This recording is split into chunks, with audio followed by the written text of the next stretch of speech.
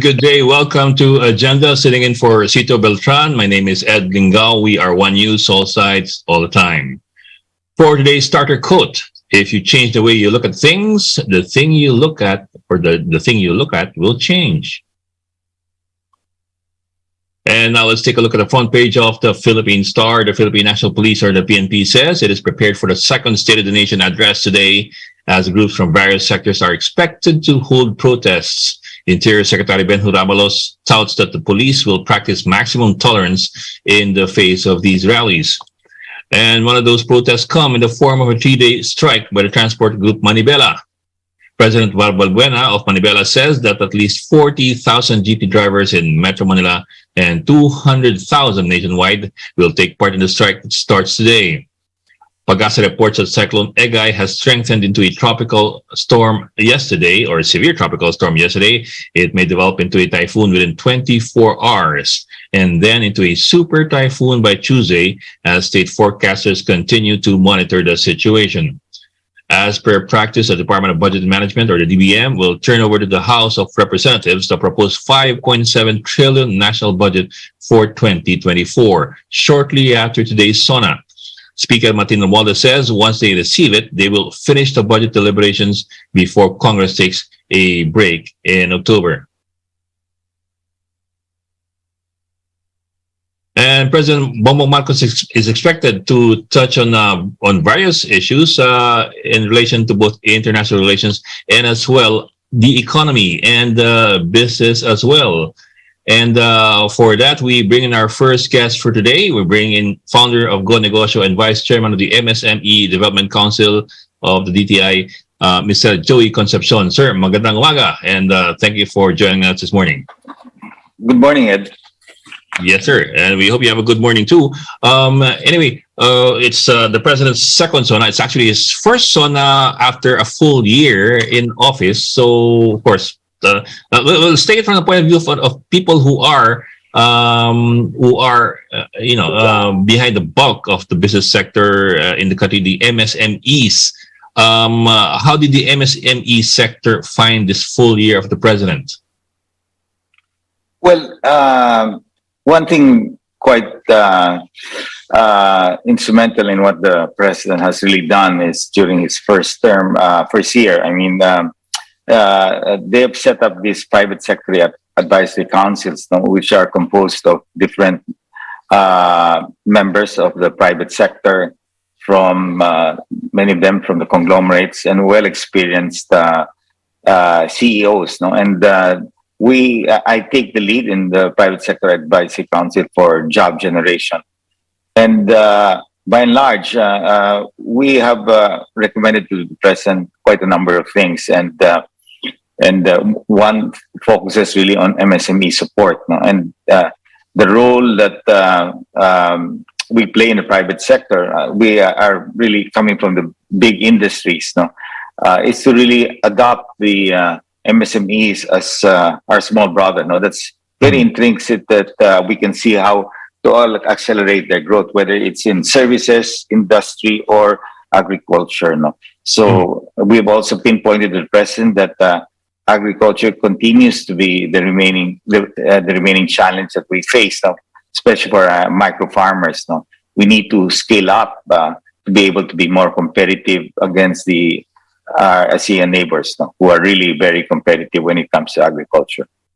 Well, sir, I don't know if it's too early to ask this. It's well, of course, it has been 1 year, but same time, other people would say it has been 1 year as well, 12 months at the very least. Have we seen any significant movement or growth in the MSME sector in the last year, or if there are any numbers? Well, definitely. We are in the ground. We have our mentoring events, what we call 3M on Wheels, almost every weekend on a Saturday, the different shopping centers, SM Ayala, etc., all over the country.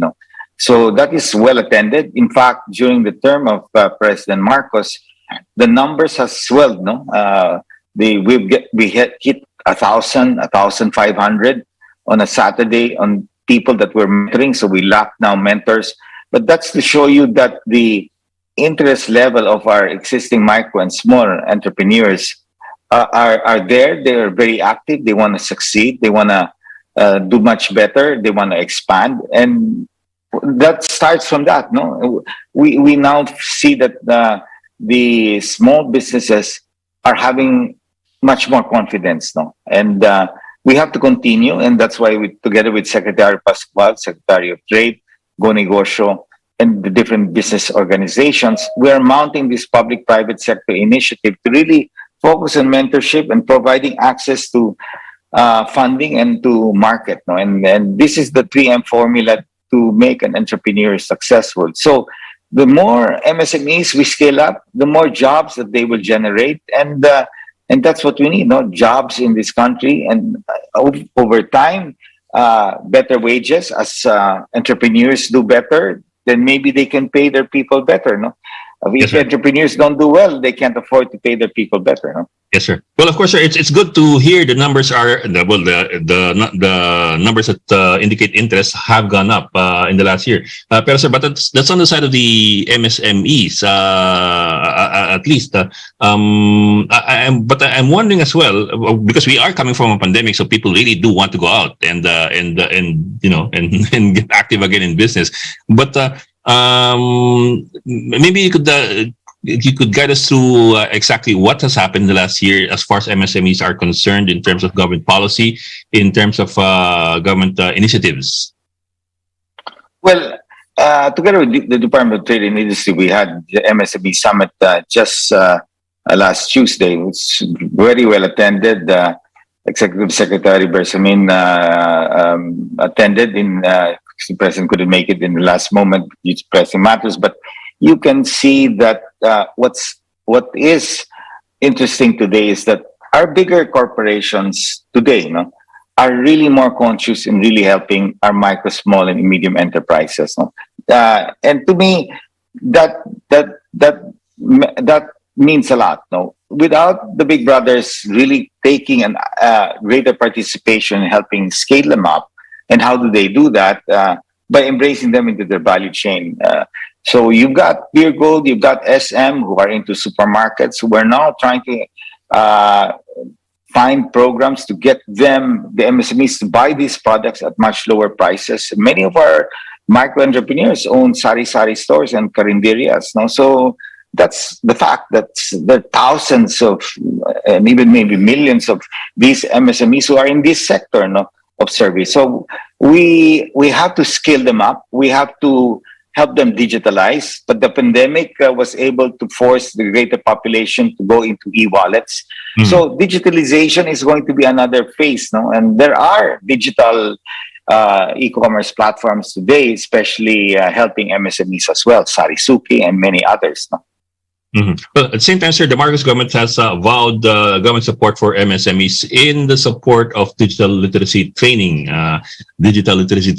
and support for electronic commerce platforms. How have we seen those developments in the last year? Did we have anything tangible in terms of digital literacy training? I know you talked about that briefly, but that was mostly on the side of the private sector. But in terms of government initiatives, how did that go?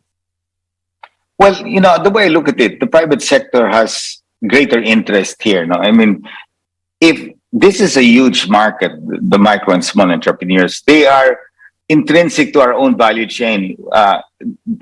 If you're in food production and other products, you need the sari-sari stores and the carinderias to get your products to the mass-based market. And if you're not in the sari-sari store, you're not a player. Your brand must be very weak. So what is happening today is that the micro and small entrepreneurs are adept already. I mean, they know how to use the digital wallet because of the pandemic. We had no choice; it was contactless. It forced all of us to move towards digitalization by force, because the government prohibited contactless.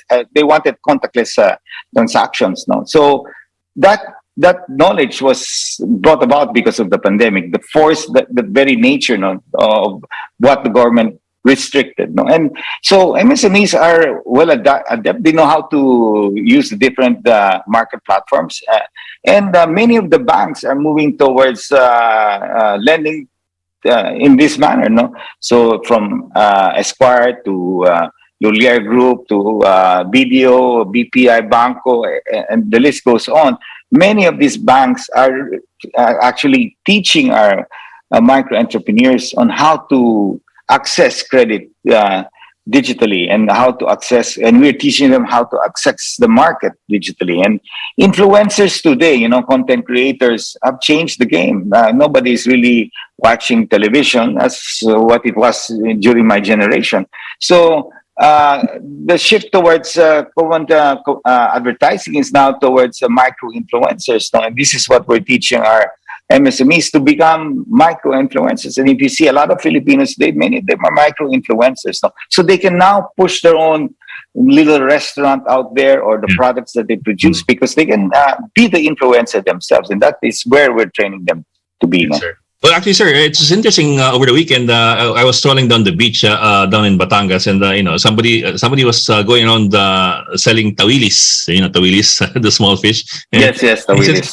I don't know. You can pay me with e-wallet. I mean, I won't mention the brand, of course. This guy was selling tawilis. I mean, wala kang cash. That's right. Mag-e-wallet tayo. No, you go to Baguio, one of the markets there, they don't accept every cash. They accept, it has to go to the e-wallet. No? So the Filipinos are adept. And that's what happened to America. I mean, the credit card system prevails all over America. That's why digitalization really boomed.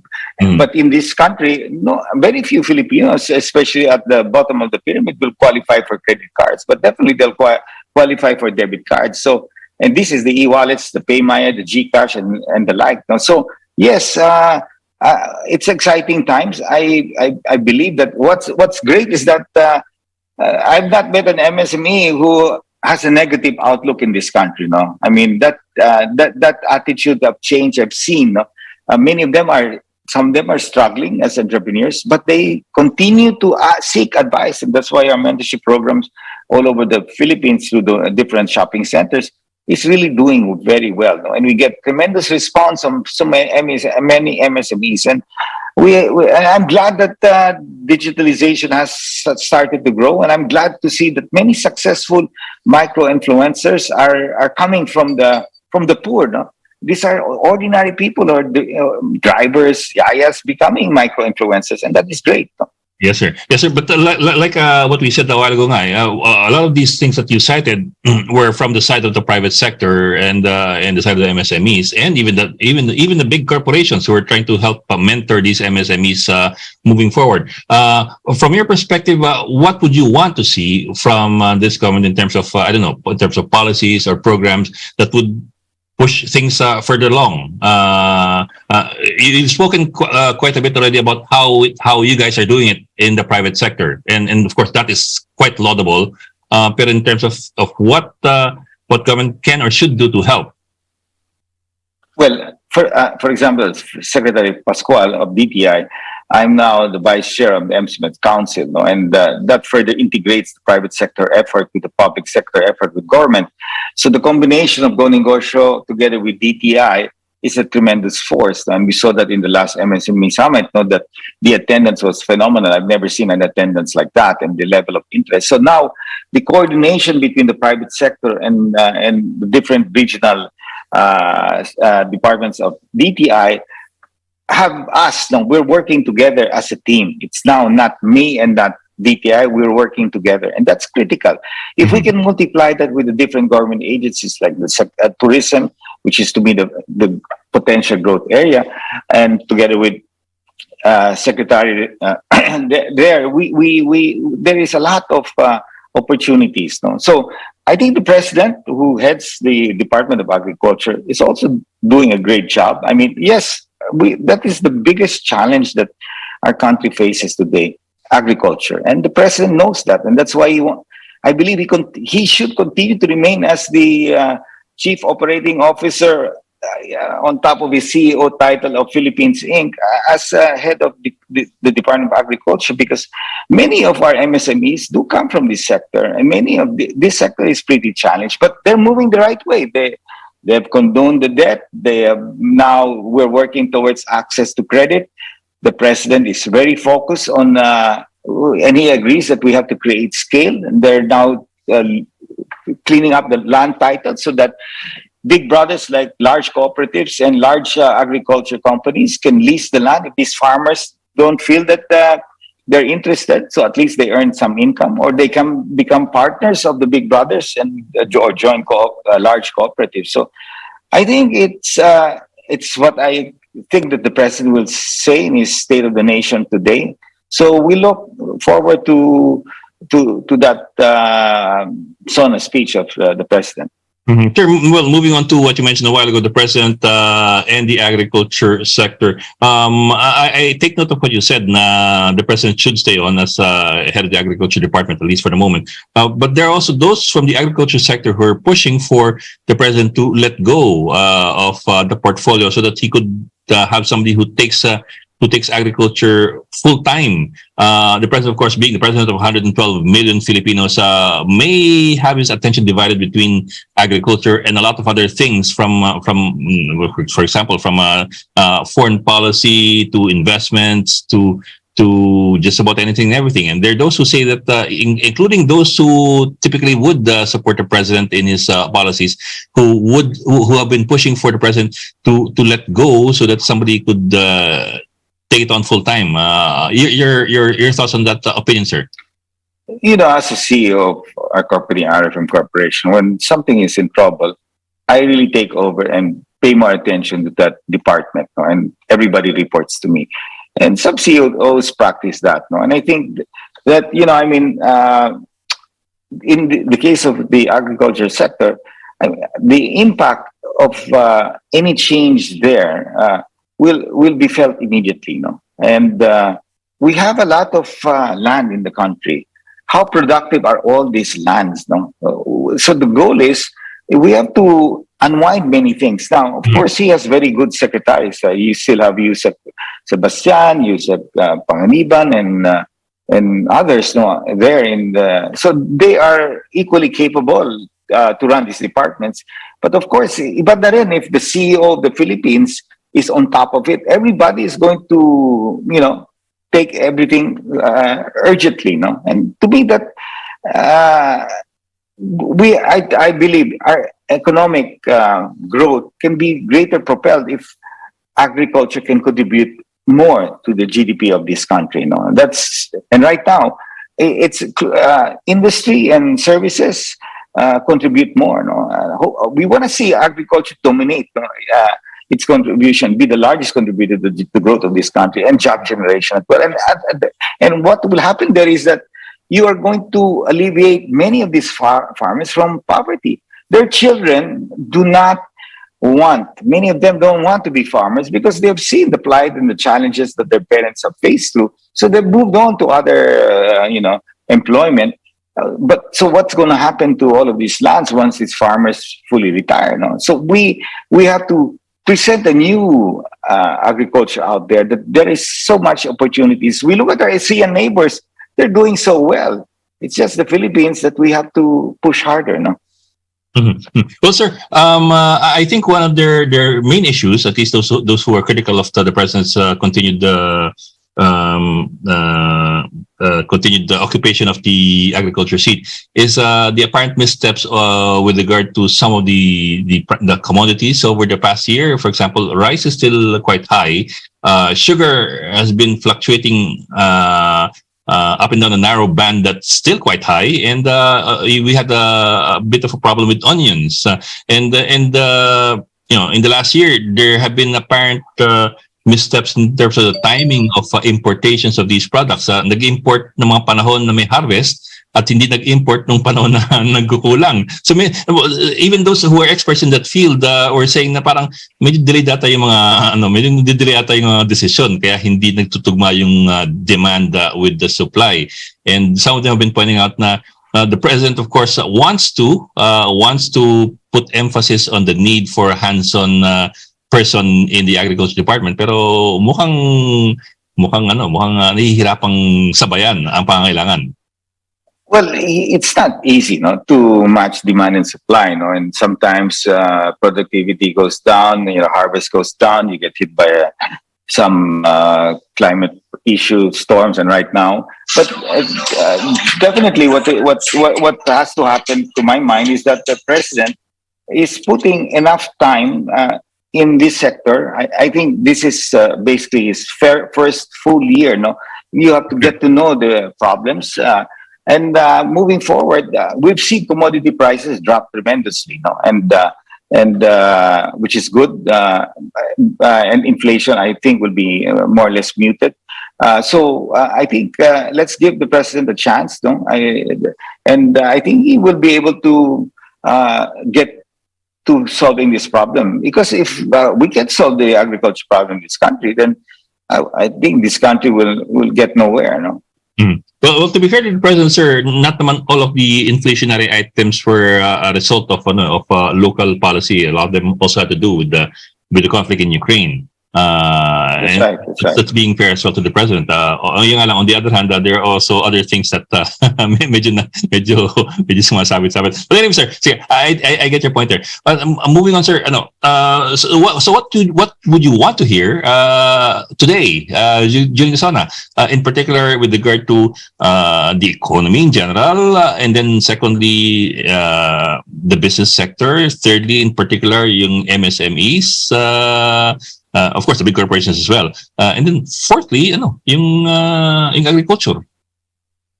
Well, I think the president will really push for a greater collaboration between both the public and private sector, no? And that has been their theme from the start, by really creating what I call one of the best ideas of the private sector advisory councils, where you get the best and the best minds in businesses to come together to work with this government for free, So you've got the likes of Tessie, Ricky Razon, and many others, ourselves. They're working and cracking our minds and working with the secretaries on how we can do better. So that to me is unique, and nobody can debate that these large conglomerates have reached to where they are today, because they're one of the best entrepreneurs of the country, and utilizing them to help government and devote time is laudable, and I think that is one huge step. Having good people to advise you and your cabinet, and that's great. So the strengthening the public-private partnership is very important, and we've seen it. They have their strength, we have their strength. We come together, it becomes better. Now, the vision of the president is to alleviate Filipinos from poverty. I think that is the most important thing that our president will want to achieve. Prosperity for all. And that's been my theme ever since. Bottom of that are MSMEs. The hardest hit are our farmers. So where do you focus? Agriculture is one key, and the rest, industry, services, and all of that is important. Tourism. So after the pandemic, which the first thing that the president has done, which made us all rejoice, is the removal of the public state of health emergency, which states that we've won the war. We have to still be cautious that there are other viruses out there, but let's focus now on the economy, because the economy will create more jobs and will lead to prosperity for more Filipino people. Mm-hmm. Well, sir, the thing is then, kasi, every year, every administration actually, every president has generally made the same pitch for stronger partnerships with the private sector, for greater jobs, for pulling down poverty rates and all that. In other words, what's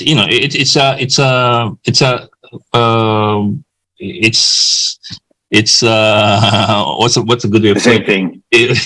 Okay. Of course, I didn't want to put it that way, but you know what I mean. In general, every other president who stood up in that podium and talked about the economy, they basically said the same thing. And we still are trying to move forward from where we are, or where we've been the last 30 years. So I suppose the big question is, what would make this year different in terms of, in terms of policies or in terms of initiatives, better by the private or the public sector? Well, during the time of President Duterte, what happened was the pandemic. So that hit us pretty hard for about 2 years. Everything was really in a mess, not because of our doing, but because of the virus, COVID-19. So when we look towards this presidency of President Marcos, I mean, I mentioned the first steps, involvement of the private sector, the big brothers helping government in drafting the strategies. Now, the key here is really implementation. No? How do we implement all of these great ideas? And this is where you have to be hands-on. And as the CEO of the Philippines, and as the CEO of our own respective corporations, we don't sit at our desk and just sit down and wait for reports to come. We go down to the field, we see what's the problem, we try to solve it. You bring LGU support. So the president, who's the CEO of the Philippines Incorporated, is doing that. No, but remember, Ed, our problems are not easy to solve. No, it's been there for generations. No, now to really focus now on the main issue of how to spur agriculture, that requires a lot of support from this government there, and of course, getting the best minds to really help. And especially EDU has a lot to do with agriculture. So Secretary Abalos and the different governors and mayors have to join this band of really one goal towards uplifting the agri sector in the Philippines. No, so it's not just the national government. I mean, the entire government has to be in sync with one strategy. No, in uplifting agriculture. So this is what the president is trying to do, and we in the private sector who are in agriculture, it is to our interest to make sure that it happens, and we can become the big brother. San Miguel, MVP, you've got Christian Moller. I mean, we have a long list of big brothers who are willing to help. No? So once you put this all together, then let's pray it works. No, or else it will just be the same thing. Yes, sir. Well, of course, sir. Nobody wants the Philippines to fail. Yeah, I know. Especially the business sector, diba? In the end, kasi you will feel it first and the most. We will all feel it. We will all sir. feel it. So consumer spending will go down. So it's not only agriculture that we have to help, tourism. That's why when we debate about I love the Philippines, to me, that's the best line. So tourism is huge. I just came from Madrid. I mean, the number of tourists there is fantastic. I mean, and yet the Philippines, to me, is just as a great place as Spain. No? So I hope that the government proceeds with their I love the Philippines, because that is a damn good slogan. No, when you go to places, you will always say, I love to go to Hong Kong or, etc. So I think as Filipinos, sometimes we always like to criticize. No? And I think we have to be optimistic. All of Filipinos must continue to be optimistic and not pessimists. If we keep saying that this country will never get anywhere, we will really never get anywhere. So I'd like to hear more people say, yes, we're moving along. No? So I continue to be extremely an optimist, because, being a pessimist, as an entrepreneur, will never get you anywhere. Okay. That's a very good point, sir. But you know how Filipinos are anyway, especially in social media. Everybody's a political analyst, and everybody's an expert. That's right. We'll never make it. It's the common line. We gotta change that line. We will make it, but each and every citizen has to do their part. And I'm sure, I'm not just saying because I am helping this administration. I see it for myself. That the participation of the private sector is really there. So let's give President Marcos a chance. We cannot waste his remaining 5 more years. So we have to make him succeed. Then all of us will do much better. Us in big business, we will employ more people and we can pay better. We can expand, we can grow. And foreign investors will want to come to the Philippines. We want to have more tourists come to these Philippines. We want them to love the Philippines as we love our own country. Mm-hmm. Well, anyway, sir, to be fair naman, you always help government in the private sector work together, whatever administration's in place. That's right. What else? We should work together, because private sector is the engine of growth. We run the engine. Of course, the government is the enabler for growth to continue. And that's why I pinpoint certain sectors like Secretary Abalos. His role is very critical, and he's the right man for the right job. So hopefully he succeeds. And I pray that the SONA, many of the wishes of the president will be fulfilled. I would like to see the Philippines progress, and that we are all proud to be Filipinos. But we can't achieve that unless we cannot leave people behind. We have to help them move up in the level of prosperity. Okay, maraming salamat, sir. And good morning to you, Joey Concepcion of the Private Sector Advisory Council and founder of Go Negosyo. Maraming salamat for joining us this morning. Thank you, sir. Thank you, Ed. Thank you. Thank you. And Agenda will be back after a short break, so please stay with us.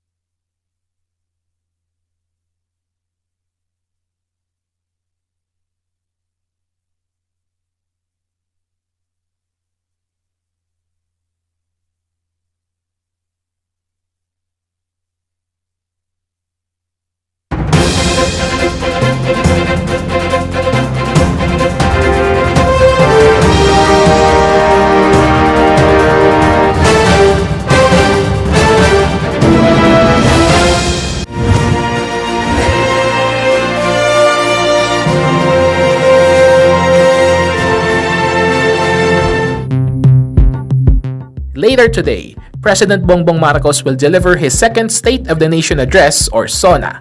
He is expected to discuss his progress and plans in addressing various concerns related to international relations. That includes the administration's relationship with the Chinese government.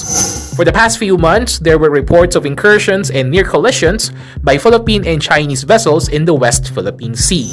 In response, Marcos recently appointed former AFP Chief of Staff Andres Centino as a presidential advisor on WPS. The president is also anticipated to make remarks about the International Criminal Court's investigation about the alleged extrajudicial killings committed by the previous Duterte administration. He previously insisted that the administration will not cooperate with the ICC. Let's further discuss the landscape on the country's politics on today's agenda. Eric De Torres is an associate professor at the University of the East Department of Political Science. De Torres was previously part of the consultative committee that focused on constitutional amendments during the Duterte administration. And welcome back to Agenda. Thank you for joining us, Professor Eric Daniel De Torres of the UE Political Science Department. Thank you for joining us, sir. Good morning, sir. Thank you for having me. It's good to be back here again at your program. Our pleasure, sir. Sir, anyway, as you noticed in the introduction, we do want to talk about a range of issues from ICC to the West Philippine Sea. But let me start off with something that seems to be getting a little bit more interesting than the West Philippine Sea in the last few months. When you look at the political landscape, you know, the team that used to be called Unity does not seem as united anymore. You've had quite a lot of friction between Sa Duterte and apparently, of course, she never named him. The person she would refer to as Tambaluslos. People suspected to be the president's cousin and the Speaker of the House of Representatives, Congressman Martin Romualdez.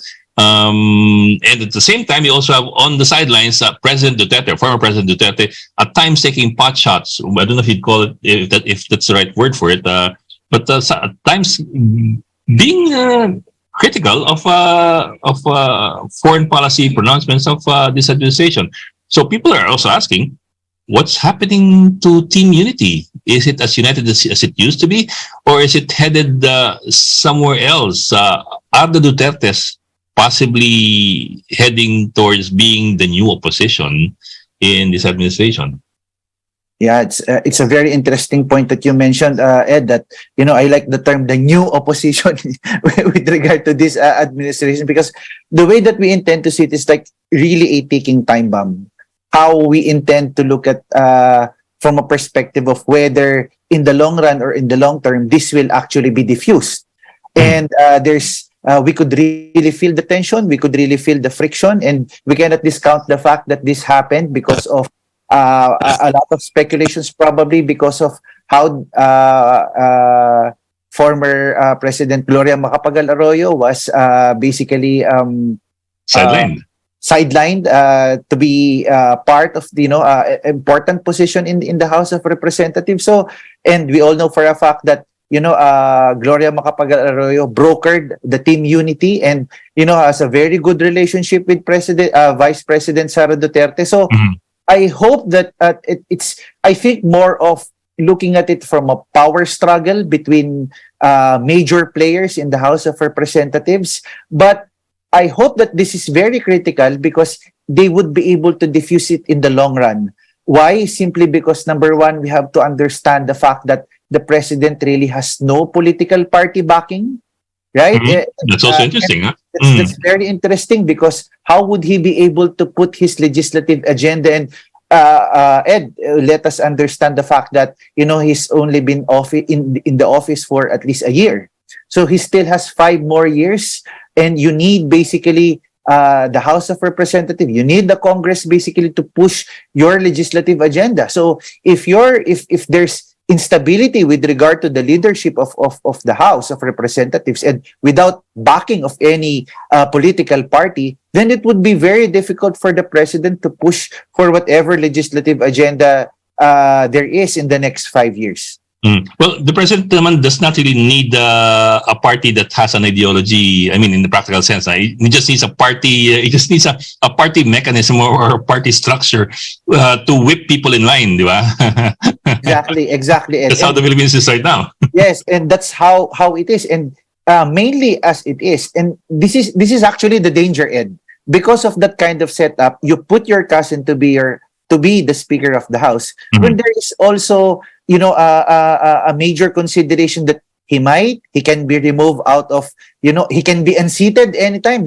This happened, and we have witnessed this basically from the previous administration, right? That Bebot Alvarez was a very strong ally of the Duterte, but the day before the hours before the State of the Nation address, there was a removal. Yeah, I do remember that. That was a long delay. Yes, that was really a long delay, and we witnessed that it's a precedent that it can happen eventually in the future, especially with the major players still. And of course, we cannot discount the fact that Gloria Macapagal Arroyo, Congressman Gloria Macapagal Arroyo, is still a force to reckon with in Congress. Of course, sir. The other element there that also has to be considered is 2028. I know it's so far away. I know it's 5 years away, but it's at least as far as people who are aiming at 2028, that's not too far away. It never is. At the same time, you're looking at possibilities as well for 2028. Sara Duterte, of course, being one notable presidentiable. I don't want to say presidential candidate, but presidentiable, and a lot of talk about Martin Romualdez being also co-presidentiable, considering that Bongbong Marcos cannot run again. So the Marcos family might want Marcos relative there in Malacanang. And of course, you also have that other element where the Romualdez media empire has gone into a joint venture with ABS-CBN. So you have all these elements in play. Yeah, that's quite interesting. But later on, we also have to look at it from the approach of both presidentiables. Yes, Martin Romualdez could possibly be a presidentiable for that matter, but I think Sara Duterte will still have the upper hand. Why? Because of their approach towards politics, how they were used to of campaigning at the local level. Of course, yes, of course, she has a backing of at least established and organized political party. She has her own local political party. I will not be surprised that later on it would be activated or converted into a national political party. Also, local chief executives basically are also in support, especially the Mindanao and the Visayas bloc. But more importantly, the role of former President Rodrigo Duterte. He's still alive. He's still very influential. And, of course, it's family. Whether we like it or not, we would also see, it's blood. The support of his father to his daughter eventually in the long run. But what do you foresee there? I mean, the former president has been making some noises in the past few months, particularly with regard to China, and we just saw a visit. We just saw him meeting with Xi Jinping. Everybody was like surprised that okay, what's happening, right? And may timbre ba to? May timbre ba to? Exactly. I think one is that number one, may timbre. Number two, siguro may basbas ba. And of course, when the picture was was shown, I don't know also what PBBM is actually what's into his mind, what's playing into his mind. But the thing about and President Xi making basically a remark that I hope that because of the previous administration we were able to establish, but those are some conflicting considerations with regard to how this administration is gearing towards its own set of foreign policy. So this is actually a bit of confusing on the part of some people. But I think it's very clear. PBBM is geared towards really more of going towards our traditional allies. Back to the U.S. sphere of influence. To the U.S. and other Western powers. But I think more importantly, beyond that, it's in this administration that it exposed really what is happening in the West Philippine Sea. Right? I think there are major information that the use of laser to our fishermen basically in the area. It's not something that happened for the first time. It's been happening, and the continuous bullying of China is still basically there. So it was actually exposed, and people were quite aware that hey, this is actually not just about them establishing their position in the area or in the region, but they're really doing something in our own backyard, so to speak. So if there's one thing really notable about this PBBM's foreign policy and the issue of the West Philippine Sea is allowing the public to know the real situation of what China is really doing in the area. Mm-hmm. Well, sir, we veered already towards the issue of the West Philippine Sea, but if you don't mind, I'd like to go back to that in a while. I'd still like to stay muna in politics because there are still some things I want to talk to you about with regard. Yeah, sure. There are those who would say na in the last administrations, the political party system has always been weak, but it's gotten much weaker, especially under the Duterte administration, for the simple reason that well, a good example of that would be the Duterte running under the PDP Laban, a party known for its human rights fight, party known for what it did in EDSA and all that. And then you had the president as chairman emeritus and head of the party in this very, very public statements against human rights issues, against human rights advocacies, against human rights groups, and all that. And then now, for example, you have the President Bongbong Marcos run under Partido Federalista, who hasn't spoken a word about federalism. But Yeah. I know I know the political party system has always been weak in this country. Unfortunately, people just look at political parties as a vehicle to get elected and re-elected. But have we taken a huge leap backwards instead of taking small steps forward? Yeah, that's a very good point, Ed. It's significant. It really weakened, I think, in during the time of the Duterte administration. I think we have witnessed, especially during his administration for the past 6 years, especially as we geared towards along 2022, it became more personality based. It's not just about the president's own party. They have their own challenges. They have the Cusi block. They have the Pimentel block, right? Also, you look at the Liberal Party. I mean, the machinery of former Vice President Leni Robredo is still Liberal Party, but she ran independently, but with the backing of. Also, that continuously weakened our own political party. Of course, as you mentioned, the president running for backing of Partido Federal ng Pilipinas, but made no mention of any push towards federalism. So it's also interesting that somehow we should really push, and politicians really push for amending and crafting specific laws with regard to strengthening political parties in the country. Of course, we are dreaming of candidates really giving more importance to political parties, the ideologies, platform-based politics. I mean, we have yet to witness that kind of politics or situation in our country. But I'm listening a while ago to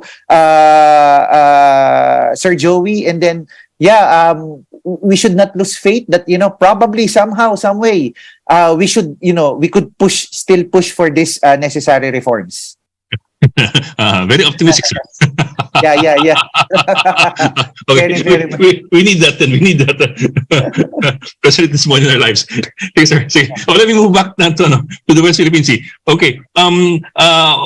With regard to how the president has been dealing with the West Philippine Sea and international relations issues, for example, EDCA, the US, Taiwan, and so on online, what grade would you give him in the last year? Yeah, especially for the past year, the president, in terms of informing the public, they've been very aggressive. That this is really the actual situation. We've established our still good relationship, strengthen more our relationship with the US. President going to the US, meeting Joe Biden, Vice President Kamala Harris going to Palawan. And I think now more than ever, we're still exploring options and possibilities with not just US. There's also Japan. We also have backing of most Western powers. We also have Australia, basically, to explore options to establish good diplomatic relations. So the point being here is that, of course, China would say that, let's settle this unilaterally. But, it's more than what they said of, their action towards the region. So if I'm the Philippines, of course, really, I have to explore other options and basically, look at other Western powers and other allies for us to be able to also protect ourselves. Yeah. Sure. What about the EDCA sites? We've heard both sides of the debate. We've heard about how the EDCA sites could possibly draw in conflict coming from China and Taiwan, and bring us into that big magnet for missiles. How would or should we view this move to put up more EDCA sites? I think that the EDCA sites is number one, it's I think a preparation. Number two, it's also a safety net for us. I think let us not be ahead of ourselves of saying that it would really draw because the situation is bad as it is. So what more could there be? Secondly is we also do not want to discount the fact that later on when things really got worse, then how would we be able to defend ourselves? So I think this EDCA sites would serve basically as a safety net, more of insurance to be able to also protect ourselves militarily, also to let us not make ourselves vulnerable, so to speak. So as it is, of course, and China knows this, they have witnessed and shown basically whatever information or intelligence that we have that, Philippines is really vulnerable. But of course, Philippines, and with the AFP modernization program, and we have to commend basically the previous administration with the modernization program that we have had, we improved a lot also.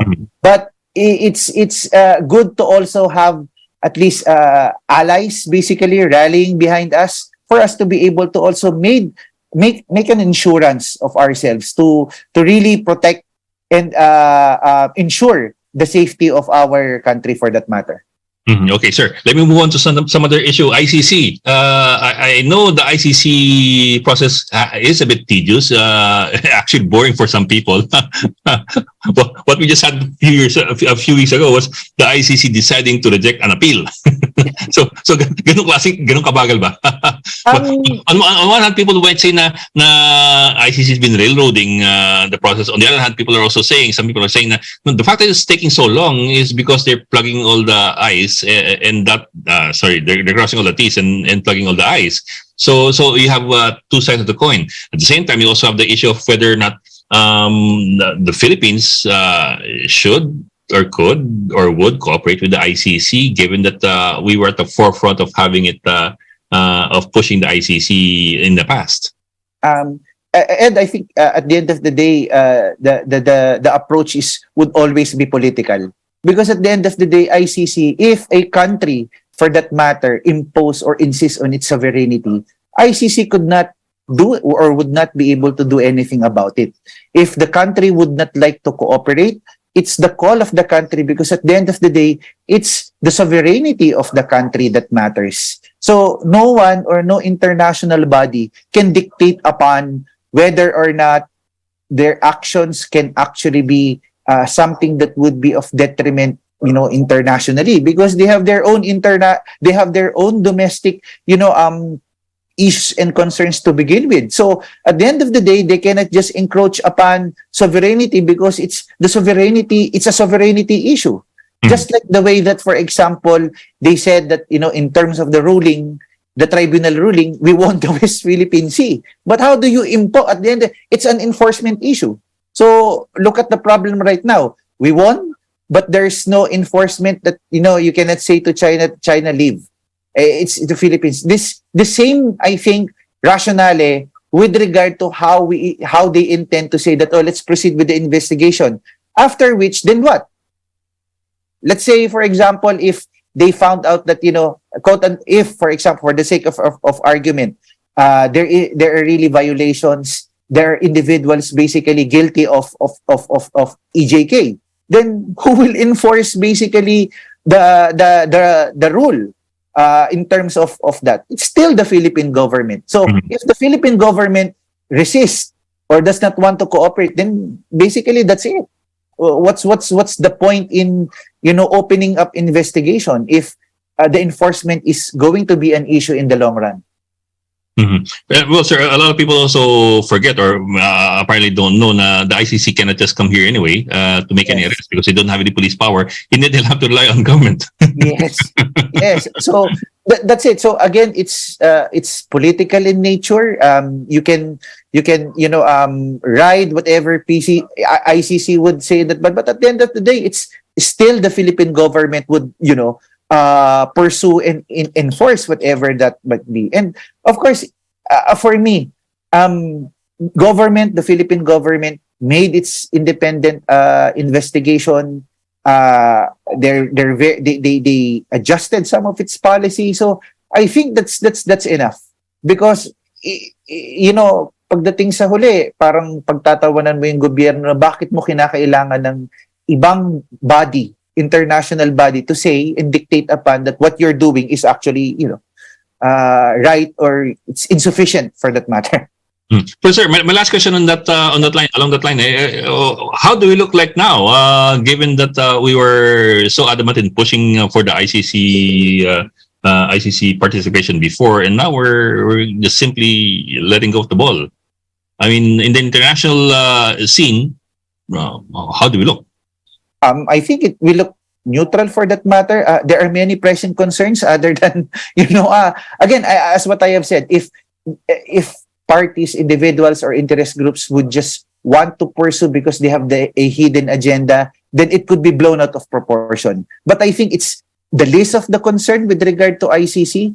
The hot issue right now is really the West Philippine Sea. So let us not